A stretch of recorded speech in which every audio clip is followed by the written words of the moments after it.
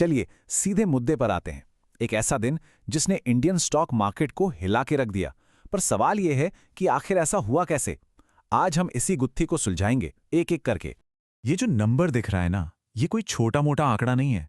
8.16 लाख करोड़ रुपए, मतलब इतनी बड़ी रकम इन्वेस्टर्स की वेल्थ से सिर्फ एक दिन में, एक ही ट्रेडिंग सेशन में साफ हो गई। तो सबसे बड़ा सवाल यही है कि अचानक ऐसा क्या हो गया कि मार्केट इस तरह से क्रैश कर गया। तो चलिए सबसे पहले ये समझते हैं कि उस दिन मार्केट में आखिर हुआ क्या था, क्योंकि ये गिरावट वाकई में चौंकाने वाली थी। यहाँ देखने वाली बात यह है कि हाँ, सेंसेक्स और निफ्टी 50 करीब 1.7% गिरे, जो कि काफ़ी है। लेकिन ज़रा निफ्टी बैंक पर नज़र डालिए, 4% से भी ज़्यादा की गिरावट। इसने एक बात तो बिल्कुल साफ कर दी थी कि इस पूरे तूफान का एपिसेंटर यानी केंद्र बैंकिंग सेक्टर था। और देखिए, जब बैंक इतने बुरी तरह गिरते हैं ना, तो ये पूरी इकोनॉमी के लिए एक अलार्म बेल की तरह होता है। और हाँ, ये कोई हल्की फुल्की गिरावट नहीं थी। मतलब दिन के बीच में तो निफ्टी 50 अपने 11 महीने के सबसे लोएस्ट पॉइंट पर पहुंच गया था। बाद में थोड़ी रिकवरी हुई, वो अलग बात है, लेकिन इससे यह अंदाजा लग जाता है कि सेलिंग प्रेशर कितना कितना जबरदस्त था। तो सवाल ये है कि इतनी बड़ी गिरावट की वजह क्या थी।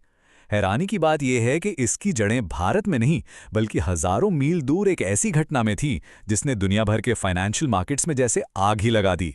चलिए समझते हैं कि ये सब कैसे हुआ।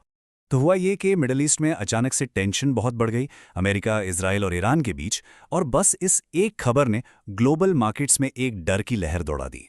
अब इस टेंशन का जो सबसे डायरेक्ट असर पड़ा वो था स्ट्रेट ऑफ हॉर्मुज पर।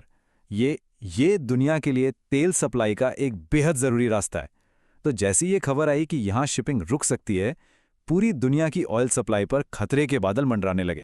और नतीजा ये हुआ, ब्रेंट क्रूड ऑयल का दाम एक ही दिन में 25% उछल गया और कीमत पहुंच गई करीब $119 प्रति बैरल। ये 2022 के बाद का सबसे हाई लेवल था। और बस यहीं से फाइनेंशियल डोमिनो इफेक्ट की शुरुआत हो गई। तो अब आते हैं इस पूरी कहानी के सबसे जरूरी हिस्से पर। तेल की कीमतों में जो ये आग लगी, उसने इंडियन स्टॉक मार्केट में इतनी बड़ी बिकवाली की लहर कैसे पैदा कर दी। चलिए इस पूरी चेन रिएक्शन को स्टेप बाय स्टेप समझते हैं। देखिए, ये स्लाइड ना पूरी कहानी को एकदम साफ कर देती है। पहला डोमिनो क्या था? तेल की कीमतों में उछाल। अब भारत अपनी जरूरत का करीब 85% तेल तो इंपोर्ट करता है ना? तो जब तेल महंगा होता है तो ट्रांसपोर्ट से लेकर फैक्ट्री में बनने वाले सामान तक सब कुछ महंगा हो जाता है। इससे क्या होता है? महंगाई यानी इन्फ्लेशन बढ़ने का डर। अब जब महंगाई बढ़ने का डर होता है तो आरबीआई जैसे सेंट्रल बैंक क्या करते हैं? वो इसे कंट्रोल करने के लिए ब्याज दरें बढ़ा सकते हैं। बस इसी डर ने बॉन्ड मार्केट में खलबली मचा दी और बॉन्ड यील्ड्स ऊपर चढ़ गए। और जैसे ही बॉन्ड यील्ड्स बढ़े, फॉरेन इन्वेस्टर्स को सिग्नल मिल गया कि भाई रिस्क बढ़ रहा है, तो उन्होंने इंडियन मार्केट से पैसा निकालना शुरू कर दिया। और जब इतना सारा पैसा मार्केट से एक साथ निकलता है तो नतीजा क्या होता है? जबरदस्त चौतरफा बिकवाली। और ये बिकवाली कितनी बड़ी थी, इसका अंदाजा इस चार्ट से लगाइए। 90% से ज्यादा स्टॉक्स लाल निशान में थे। मतलब ये कोई नॉर्मल दिन नहीं था कि कुछ सेक्टर गिरे और कुछ उठ गए। नहीं, ये एक ऐसा दिन था जब इन्वेस्टर्स का भरोसा हिल गया था और वो बस हर तरफ से अपना पैसा निकाल रहे थे। इस सेलिंग प्रेशर को और हवा दी फॉरेन पोर्टफोलियो इन्वेस्टर्स यानी एफपीआईज ने। होता क्या है कि जब भी ग्लोबल लेवल पर माहौल बिगड़ता है तो एफपीआईज अक्सर इंडिया जैसे इमर्जिंग मार्केट से पैसा निकाल लेते हैं। उन्हें ये मार्केट्स डेवलप्ड देशों के मुकाबले ज्यादा रिस्की लगने लगते हैं। और उस एक दिन में उन्होंने करीब 6,000 करोड़ रुपए की इक्विटी बेच डाली। इसने तो बस आग में घी डालने वाला काम किया। अच्छा, याद है हमने शुरू में बात की थी कि बैंकिंग सेक्टर सबसे ज्यादा पिटा था, पर ऐसा क्यों हुआ? चलिए अब जरा इसको थोड़ा और डीप में समझते हैं। यह मार्केट का बंटवारा एकदम साफ दिख रहा है। एक तरफ बैंकिंग, ऑटो, एनर्जी, ये वो सेक्टर्स हैं जो इकोनॉमी के साथ चलते हैं और इनमें जबरदस्त गिरावट थी। दूसरी तरफ आईटी, फार्मा, एफएमसीजी, जिन्हें डिफेंसिव माना जाता है, मतलब सुरक्षित, वो या तो हरे निशान में थे या फिर उनमें बहुत मामूली गिरावट थी। इसे कहते हैं डिफेंसिव रोटेशन। लेकिन बैंकों की कहानी में एक और ट्विस्ट है और उसे समझने के लिए हमें बॉन्ड यील्ड्स को फिर से देखना होगा।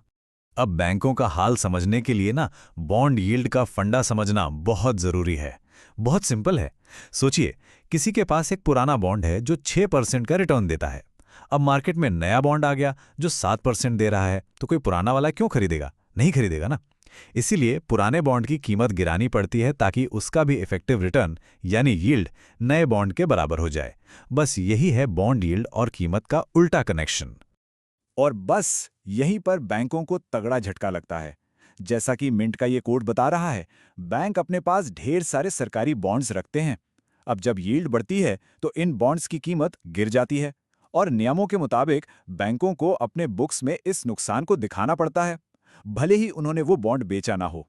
इसे ही कहते हैं मार्क टू मार्केट लॉस, और ये सीधे सीधे उनके प्रॉफिट पर चोट करता है। तो कुल मिलाकर बैंकों पर दो तरफ से मार पड़ी। एक तो बढ़ती बॉन्ड यील्ड की वजह से उनके बॉन्ड पोर्टफोलियो पर सीधा नुकसान हुआ, और दूसरा क्योंकि बैंक पूरी इकोनॉमी का एक तरह से आईना होते हैं, तो जब भी आर्थिक मंदी का डर फैलता है तो इन्वेस्टर्स सबसे पहले बैंकिंग स्टॉक्स बेचकर ही प्रॉफिट बुक करते हैं। तो इस पूरे दिन की कहानी से, इस उथल-पुथल से सबसे बड़ा टेकअवे क्या है? चलिए इसे समझते हैं। सबसे बड़ा सबक ये है कि आज की दुनिया कितनी ज्यादा कनेक्टेड है। मतलब मिडिल ईस्ट में कोई जियोपॉलिटिकल टेंशन होती है और उसकी सुनामी इंडियन स्टॉक मार्केट तक पहुंच जाती है। ये दिखाता है कि जियोपॉलिटिक्स, एनर्जी मार्केट और हमारी अपनी इकोनॉमी के बीच कितने गहरे और अक्सर ना दिखने वाले धागे जुड़े हुए हैं। तो मतलब ये हुआ कि किसी दूर देश में हो रहे संघर्ष की हेडलाइन सिर्फ एक न्यूज़ नहीं है, वो ग्लोबल फाइनेंशियल सिस्टम के लिए एक सीधा सिग्नल है। ये समझना कि ईरान में हुई एक घटना कैसे किसी के इंडियन स्टॉक पोर्टफोलियो पर असर डाल सकती है, आज के दौर में पहले से कहीं ज्यादा जरूरी हो गया है। और यहीं पर आके एक बहुत बड़ा सवाल खड़ा होता है। इतनी ज्यादा कनेक्टेड दुनिया में क्या कोई भी इन्वेस्टमेंट पोर्टफोलियो ग्लोबल झटकों से सच में पूरी तरह से सेफ रह सकता है? यह सोचने वाली बात है ना?